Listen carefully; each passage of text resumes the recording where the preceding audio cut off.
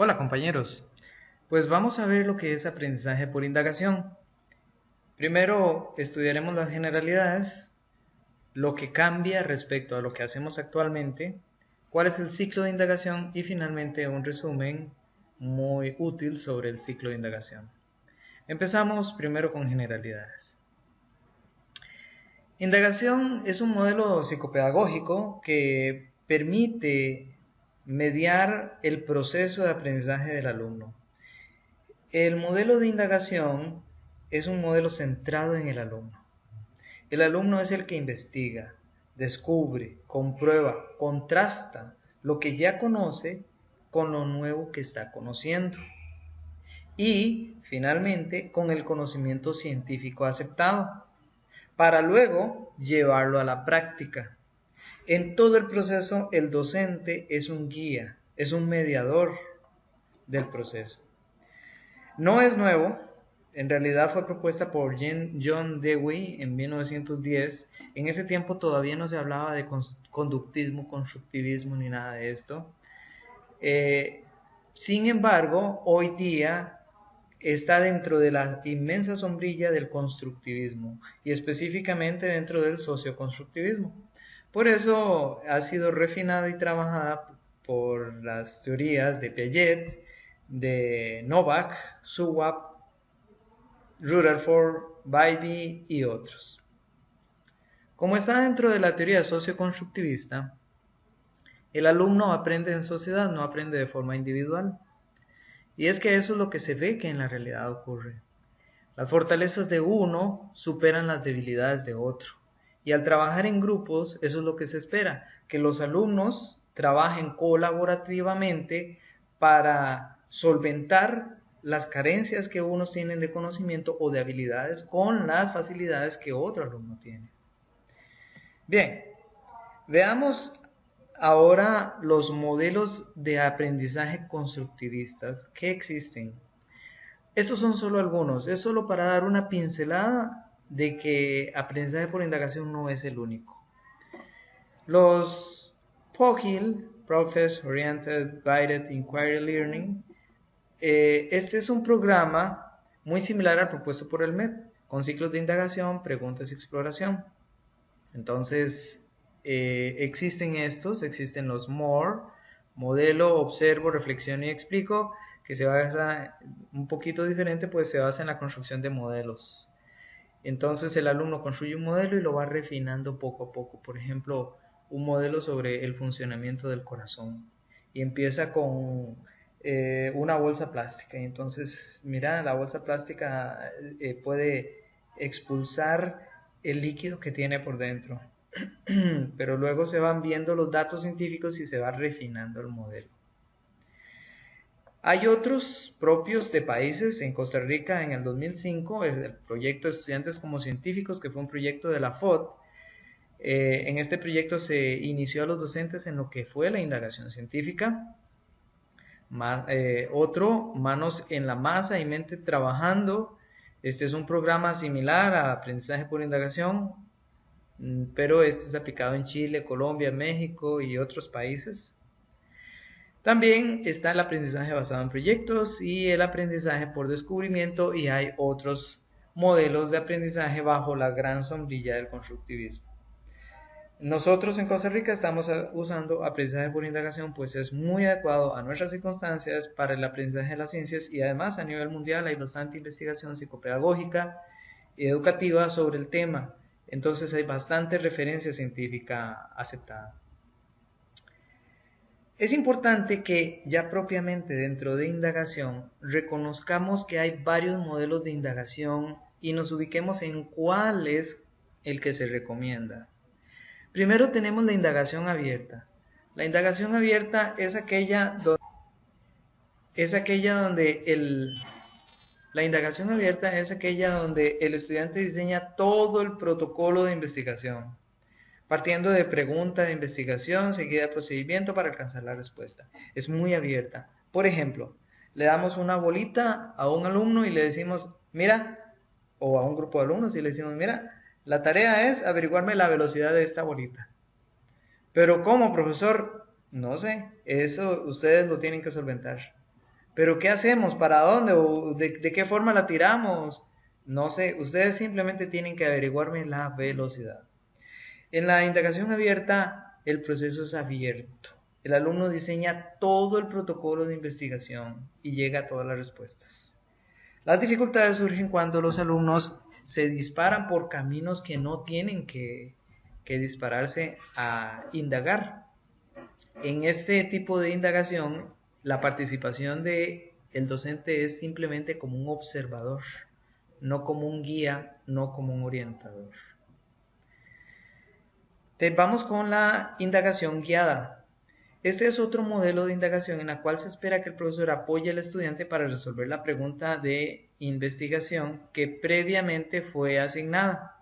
Los materiales pueden ser seleccionados con antelación y en algunas ocasiones se le proporciona a los estudiantes una serie de cuestionamientos que permiten guiar su investigación.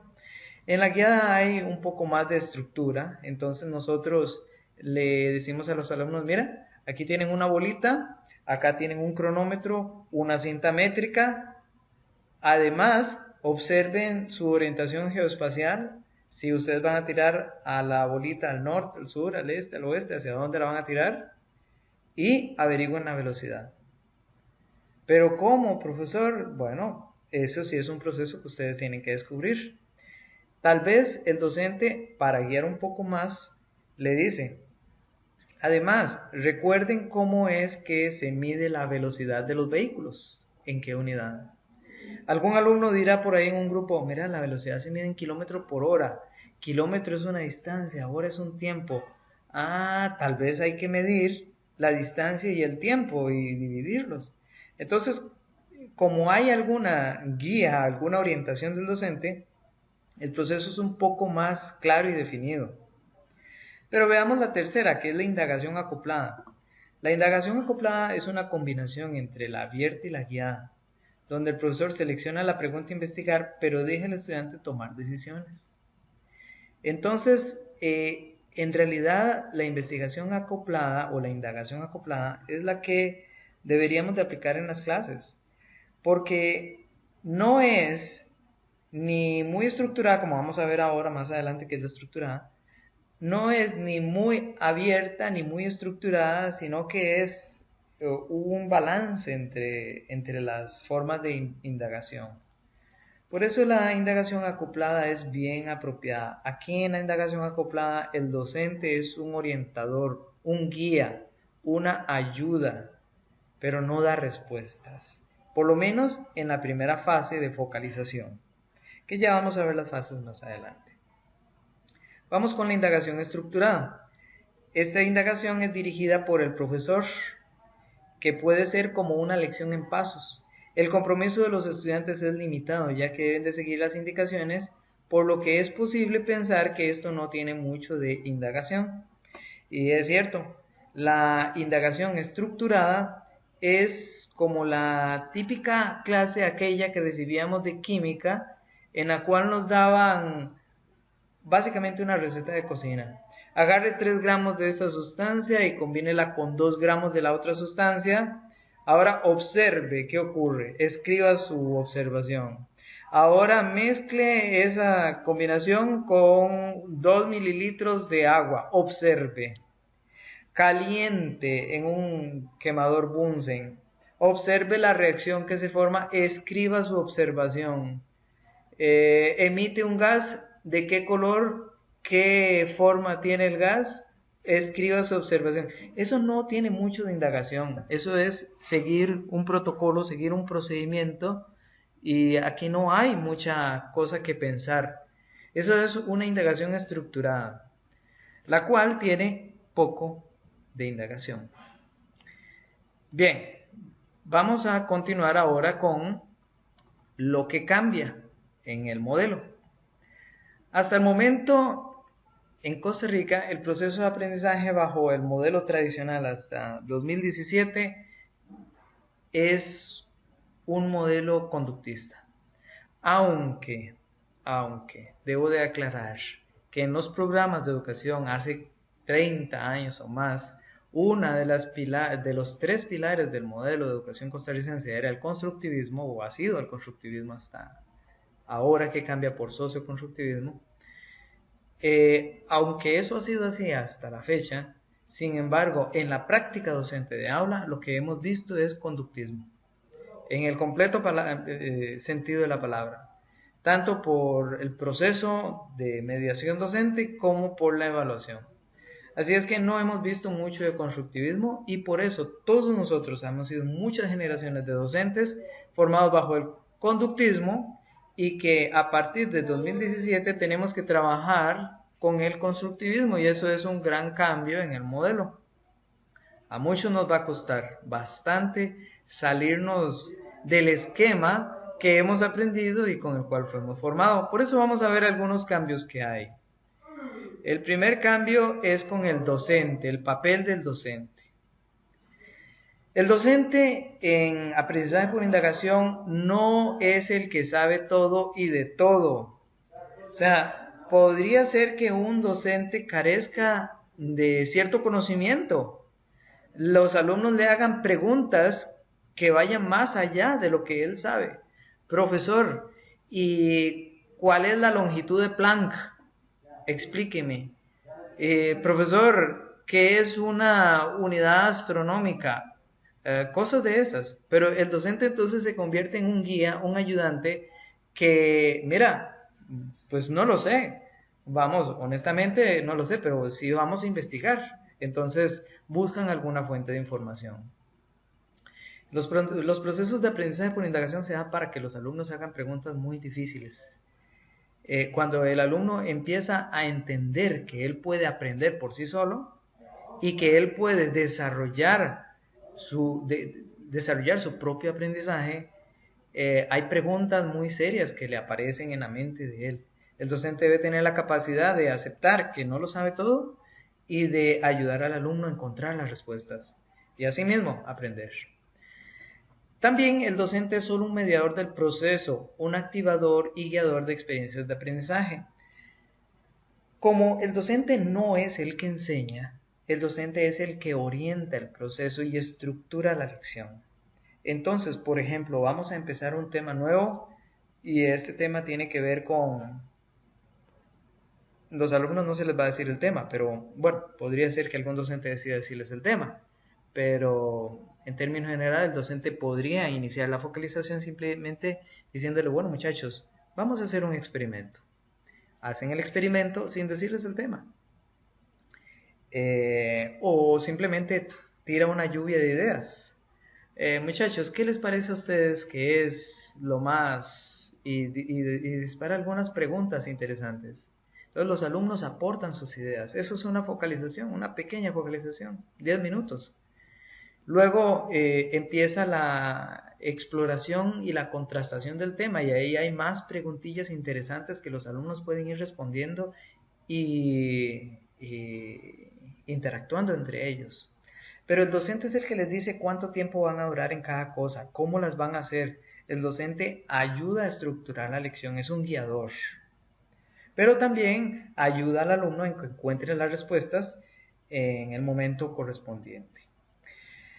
Otro aspecto es que con su ayuda se desarrollan las habilidades y esto es muy importante. En los modelos actuales conductistas el docente podía quitarse completamente y no ser necesario. Por ejemplo, había clases que eran completamente desarrolladas por un video o hay alumnos que estudian en su casa simplemente. En el modelo de aprendizaje por indagación, lo más interesante es que no es importante el conocimiento tanto como el desarrollo de habilidades. Y para desarrollar habilidades se necesita de un docente que ayude al alumno a entender cuáles son las habilidades. Por ejemplo, la observación científica. Muchachos, ¿están observando ustedes qué es lo que pasa en esta reacción química? Uy, profesor, sí, que cambió de color. Sí, el cambio de color es interesante, pero ¿observaron la temperatura? No, profesor. Ah, ¿creen que haya cambiado la temperatura? De ahí se puso como congelado, eso también es importante. No es que el vidrio se llenó de vapor o algo así, no es que más bien se calentó. Pues, o sea, la capacidad de observar, la habilidad de observar, son habilidades que el docente ayuda. Pero no solo esa, durante el curso de ciencias hay montones de habilidades que pueden ser desarrolladas, habilidades de carácter científico, y eso es lo que se quiere, porque el conocimiento está en cualquier fuente, en cualquier lugar está el conocimiento, pero las habilidades para extraer el conocimiento, para interpretar el conocimiento, para poder leer, razonar, entender y analizar, esas son desarrolladas en la lección con la guía, con la orientación de un docente. Y ni qué decir de en física hay habilidades muy profundas que solamente pueden ser desarrolladas con la ayuda y el acompañamiento de un docente. Otro aspecto es que hay un punto donde el docente se convierte en un profesional que explica y aclara. Y eso es, por ejemplo, lo que ocurre en física. En física los alumnos no van a aprender análisis dimensional o demostraciones por sí solos, por leerlas en un libro. Necesitan que un docente frente a una pizarra les ayude a entender qué es un análisis dimensional, les ayude a entender cómo hacer una demostración, les ayude a comprender los conceptos involucrados, inclusive despeje de operaciones, aunque eso lo habrán visto en matemática. Sin embargo, es indispensable que el docente les ayude a desarrollar esas habilidades científicas. Por eso hay un punto donde el docente se convierte en un profesional que explica y aclara, y eso lo vamos a ver más adelante. En cuanto al rol del alumno, ¿cómo cambia? Bueno, en el aprendizaje por indagación, el alumno es el eje principal del aprendizaje. Todo el ciclo de aprendizaje por indagación es centrado en el alumno, en el trabajo activo del alumno. Los desafíos intelectuales le motivan a aprender porque al alumno se le hacen preguntas que lo desafían, que lo motivan a investigar, a buscar. Luego, posee conocimientos previos, algo que, pues, no más en nuestro sistema de educación se hacía como una parte teórica, exigida, forzada dentro del currículo, de explorar conocimientos previos. Aquí en aprendizaje por indagación es indispensable en todos los procesos. Cada ciclo de aprendizaje por indagación inicia con una focalización, y la focalización es una exploración de conceptos previos. Luego, el aprendizaje es en sociedad. Ellos no van a estar aprendiendo solos. Todo el trabajo se da en grupos, todo. Tanto importa el método de aprender como el contenido. Aquí no solamente importa que entiendan cuáles son las partes de la célula, para poner un ejemplo, sino cómo llegó el alumno a entender que esas eran las partes de la célula. La metodología, el proceso de aprendizaje es muy importante. También el alumno propone ideas, escucha, participa, avanza a su propio ritmo y es capaz de aprender por sí mismo. Como el alumno es el eje principal del aprendizaje, el alumno es el que participa, el que define su ritmo de avance. Y eso es muy interesante. En el aula, como docentes, nosotros tenemos que pensar en los alumnos con adecuación curricular significativa, con aquellos alumnos que les cuesta, con los alumnos que son promedio y con los alumnos que son aventajados. Y tenemos que trabajar con los tres tipos de alumnos. Y debemos de prever la lección para que todos queden satisfechos con el proceso de indagación que están realizando. Bien, vamos a continuar con un cambio grande que hay, y es en el concepto de error. El concepto de error cambia enormemente. En los modelos que hemos seguido hasta el día de hoy, el error es un fracaso, algo que no se debe replicar. Entonces un chiquillo estaba haciendo una ecuación matemática, o estaba haciendo un cálculo, o estaba haciendo algo en el cuaderno, pasaba el profesor y, mire, eso está malo, por favor, bórralo, ya, que ni se le grabe a usted, que ni se le meta que eso es así, eso está malo. Y no, al contrario, debemos de ver el error como un aprendizaje. Simplemente decirle, no, eso no está bien. ¿Por qué cree usted que no está bien? Ay, no sé, profesor, ¿qué? Pero es que todo está bien, todo está bien. Ah, de verdad, está usando la aceleración correcta. Ese cuerpo iba aumentando de velocidad o disminuyendo de velocidad. ¿Esa aceleración es positiva o negativa? Ah, entonces el docente orienta al alumno para que llegue a la respuesta. En realidad, el error solamente ayuda a entender qué no hacer en el futuro. Y me recuerdo la experiencia que cuentan de Tomás Alva Edison. Dicen que un día lo estaban entrevistando por su éxito al desarrollar el bombillo eléctrico y uno de los periodistas se le acercó y le dijo: mira, Tomás, me contaron que habías hecho como 100 bombillos que no funcionaban. ¿Es cierto que usted después de tantos errores continuó? ¿Qué hizo usted para continuar? Y él le dice: un momento, yo no descubrí, no cometí 100 errores, sino que lo que descubrí fueron 100 formas diferentes de no hacer un bombillo. Exacto, ese es el concepto de error que debemos de tener claro. El error solamente nos ayuda a entender qué no hacer en el futuro. Es un aprendizaje. Ayuda a lograr los objetivos.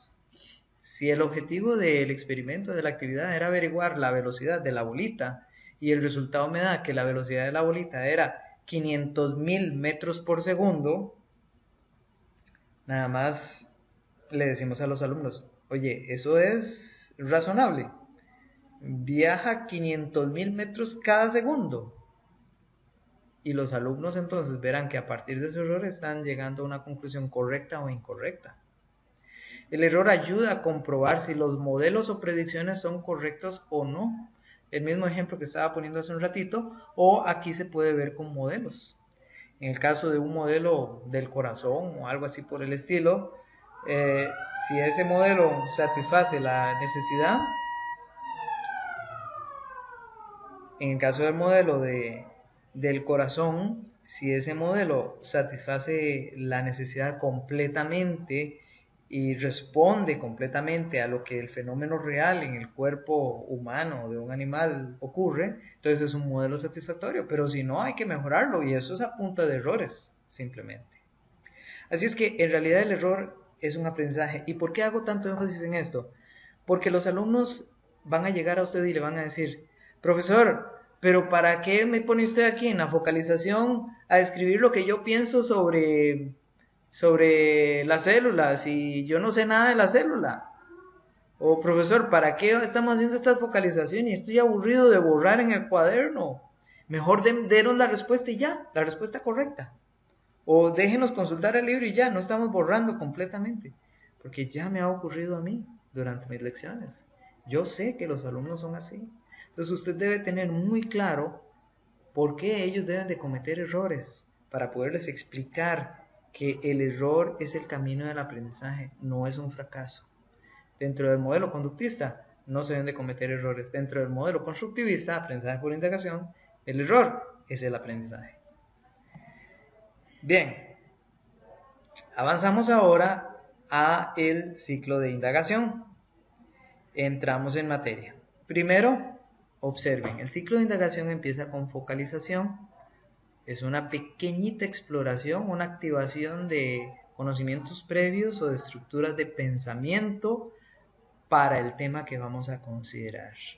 La exploración permite al alumno explorar un poco más del tema mediante preguntas, mediante consulta que hacen entre ellos. Explora, ahonda en el tema. Luego la reflexión y contrastación es donde ellos consultan el material de información y lo contrastan con lo que ellos pensaban que era la información del tema. Y finalmente la aplicación es donde ellos aplican todo lo que han aprendido durante el desarrollo del tema. Este es un ciclo que aparentemente se nos hace creer de que va en esta línea siempre, pero no, muchas veces no se cumple que vaya en esa línea. Es importante reconocer que este ciclo con mucha frecuencia no es lineal. Algunos alumnos no empiezan en la focalización, sino en la exploración. Muchas veces la focalización y exploración se da conjunta. También muchas veces lo que nosotros programamos para la lección como una focalización y una exploración, resulta ser una reflexión o quizá una aplicación para un alumno que está repitiendo el año y que ya conoce completamente de la materia. Entonces, para este alumno ya no es una focalización, ya no es una exploración, ya es simplemente una aplicación porque ya él sabe del tema, o tal vez él lo escuchó en un video, en la televisión o en un programa conversando con sus padres. Bien, luego de esa aclaración, entremos a cada una de las etapas. Primera etapa, focalización. La focalización busca la activación de las estructuras de pensamiento de los estudiantes para prepararlos para la comprensión del tema de estudio. La focalización puede ser tan breve como 10 minutos o tan amplia como una lección o más. Pero tenga cuidado, en otro video yo hablo un poco, en el video que trata sobre los errores conceptuales en aprendizaje por indagación, sobre el uso del tiempo. No planeemos mucho sin caer en el tema, porque se nos va el tiempo. La focalización se puede dar mediante invocación de conocimientos previos, estudio de un experimento, preguntas desafiadoras, estudio de un modelo y otros. Uno puede invocar conocimientos previos simplemente haciéndole unas preguntas al grupo de alumnos. Mira, muchachos, ¿qué piensan ustedes sobre tal cosa? Y entonces los alumnos participan y dan sus opiniones. O exploramos con una lluvia de ideas. Pueden ser que sea un estudio, un experimento. Y ellos, bueno muchachos, vean, agarren una bolita de estereofón y su lapicero. Frote el lapicero en el pelo y acérquelo a la bolita de estereofón. ¿Qué observa usted? ¿Por qué ocurre ese fenómeno? Algunos observarán que se atrae, otros observarán que se repele. Ah, ok, porque algunos se atraen y porque otros se repelen. ¿Qué está pasando ahí? Entonces eso es una focalización simple. Preguntas desafiadoras. Ah, ya ahí tenemos preguntas que desafíen más sus preconceptos. Por ejemplo, ¿qué pesa más, muchachos? ¿Un kilogramo de hierro en la luna o un kilogramo de algodón en la tierra? Ahí tenemos una pregunta que les desafía y les ayuda a pelearse. Y eso es una focalización breve, ni tan larga, para el tema de peso, por ejemplo. O el estudio de un modelo. Entonces los alumnos, por ejemplo, agarran un modelo simple y estudian lo que ocurre con los vehículos al moverse. O de pronto los alumnos estudian la elongación de un recipiente plástico y la relación que hay entre las masas y la elongación del recipiente. Pero tomemos en cuenta algo bien importante. En la focalización, el docente no debe corregir las respuestas de los estudiantes. Y eso es importante porque si usted corrige las respuestas de los estudiantes durante la focalización, está perdiéndose el objetivo de la focalización. La focalización solo pretende despertar el interés en el tema, pretende despertar la curiosidad. Eso es como cuando a usted le dicen una adivinanza y alguien da la respuesta de una vez. De ahí, ya perdió el objetivo de la adivinanza. Eso es una focalización. Así es que durante la focalización no se corrigen las respuestas. Vamos al segundo paso, que es la exploración. Como su nombre lo indica, permite que el alumno explore el problema o situación planteada, proponiendo explicaciones y soluciones. Aquí pueden surgir más dudas o quizá hipótesis. Tal vez surja una solución válida o quizás una completamente equivocada. En exploración, simplemente el alumno explora. Y por eso yo digo que muchas veces la focalización y la exploración se dan en conjunto. Porque al alumno no solamente le decimos, mira, averigüe la velocidad de este carrito, sino que el alumno entonces agarra las herramientas que tiene a su disposición y empieza a hacer mediciones, empieza a explorar, a hacer hipótesis, a hacer propuestas, a hacer cálculos de inmediato. Hay ocasiones donde la focalización se da diferente de la exploración, por ejemplo cuando hacemos solamente una pregunta desafiadora como la de ¿qué pesa más? si el kilogramo de hierro en la luna o el kilogramo de algodón en la Tierra. Esa ya es una focalización más concreta que permite hacer una exploración en otro paso. Veamos las características de la exploración. En la exploración se da una participación activa de los alumnos. Todos los alumnos interactúan, todos ven, todos hacen, todos participan. En la exploración se socializan ideas. Ellos están opinando, ellos están diciendo, mira, esto sí, esto no, esto es diferente, tenemos un error por acá. En la exploración ellos desarrollan la capacidad de escuchar y de participar activamente unos con otros. Luego propone ideas y soluciones. Entonces están considerando el problema y están proponiendo cómo resolverlo. Y también desarrollan la capacidad de comunicación científica. Y son los alumnos quienes dicen, bueno, esto lo vamos a resolver así o así. Entonces la exploración desarrolla todas estas habilidades. Son habilidades científicas que con la ayuda del docente van a poder desarrollarlas, estas y más. La tercera etapa del ciclo de indagación es la reflexión y contrastación. En la reflexión es un proceso que va de la mano de la focalización. El alumno reflexiona en las actividades de la focalización y luego contrasta lo que él piensa con el conocimiento científico aceptado. En la reflexión únicamente piensa en el problema. Ojo a esto, en la reflexión únicamente piensa en el problema. En la contrastación analiza la información científica del tema y la forma como se relaciona con sus conocimientos previos o descubrimientos. Entonces, en la reflexión y contrastación ellos primero piensan en el tema que ya han estado pensando y luego lo relacionan con información científica.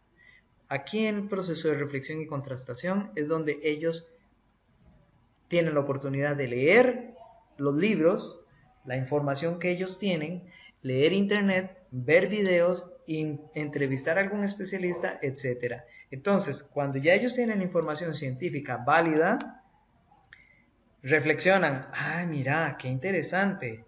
Entonces, la velocidad es un vector, la rapidez no. Ok, ya entonces pueden ellos reflexionar y contrastar con lo que ellos hicieron originalmente. Y entonces lo habíamos resuelto mal porque nosotros averiguamos la velocidad con la fórmula de rapidez. Mira, corrijamos ahí, pongámosle la dirección. Ya están ellos contrastando. En la reflexión y contrastación se dan estos procesos.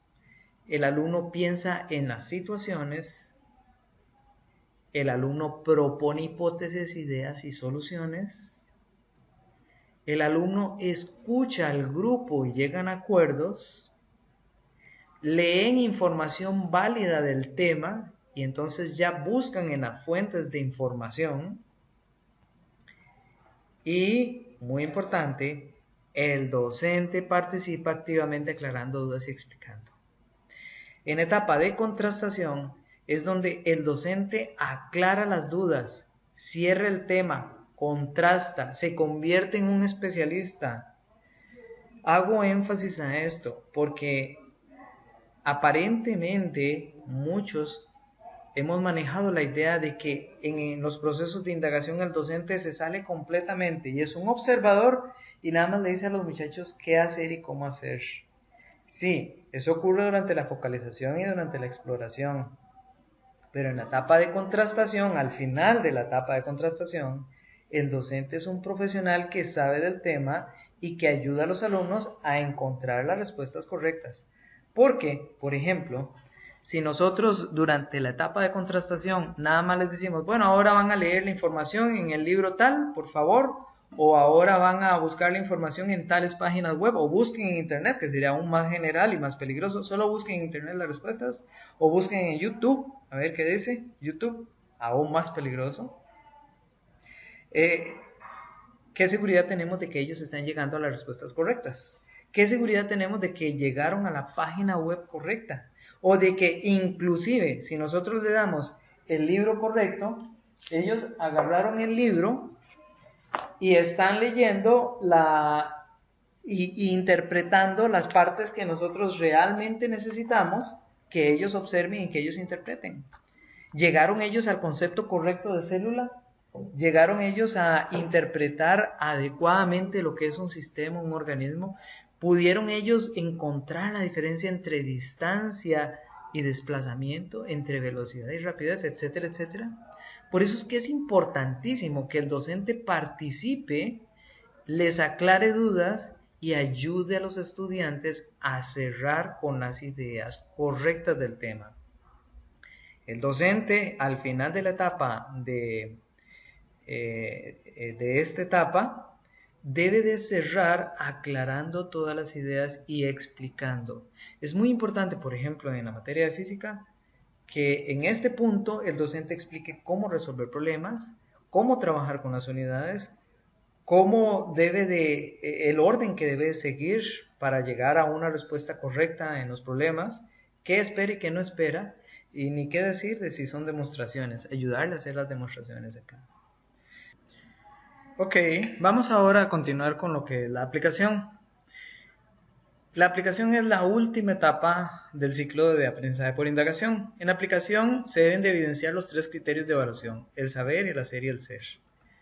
Veamos, en el programa, esta es una copia exacta de cierta parte del programa de ciencias. Aquí tenemos el eje temático, los criterios de evaluación y las situaciones de aprendizaje. Pues en la aplicación debe hacerse evidente que estamos evaluando todos los criterios de evaluación y debemos de entender que hay uno o unos criterios en el ámbito del saber. ¿Qué es saber? El conocimiento del tema. En este caso, diferencia entre estimaciones y mediciones de materiales de uso, tomando como referencia el Sistema Internacional de Unidades. ¿Cuál es el saber aquí? El Sistema Internacional de Unidades y cuáles son sus unidades para hacer estimaciones y mediciones. Ese es el saber.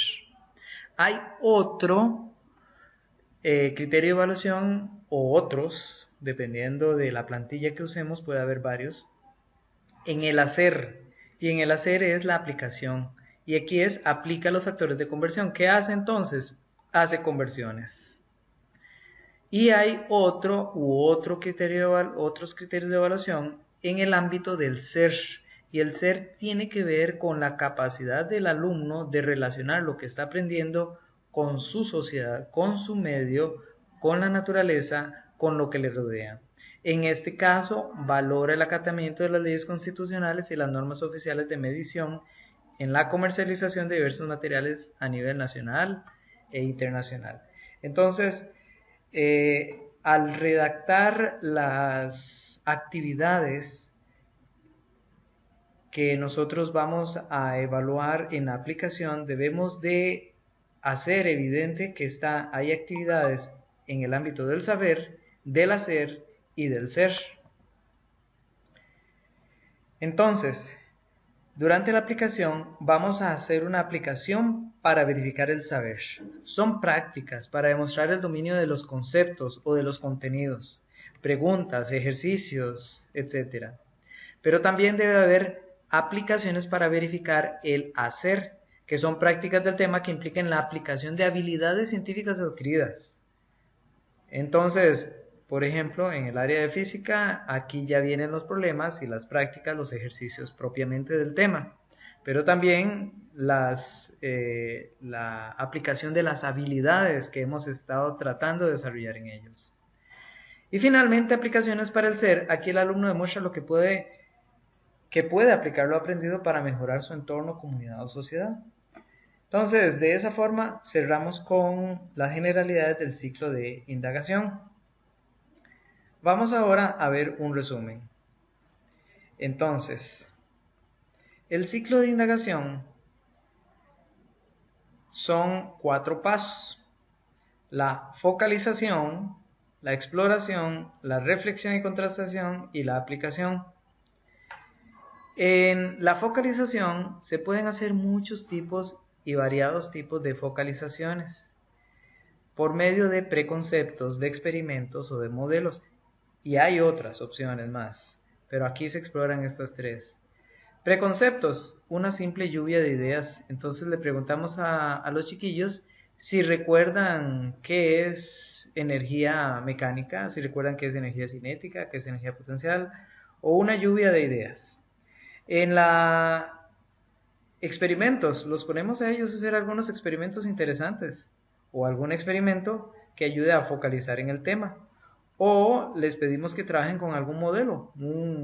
Esto es de una página web en la cual ellos tienen la capacidad de poner diferentes masas colgando y medir la elongación y hacer algunas variaciones como meterle fricción, hacer el resorte más suave o menos, etcétera, etcétera.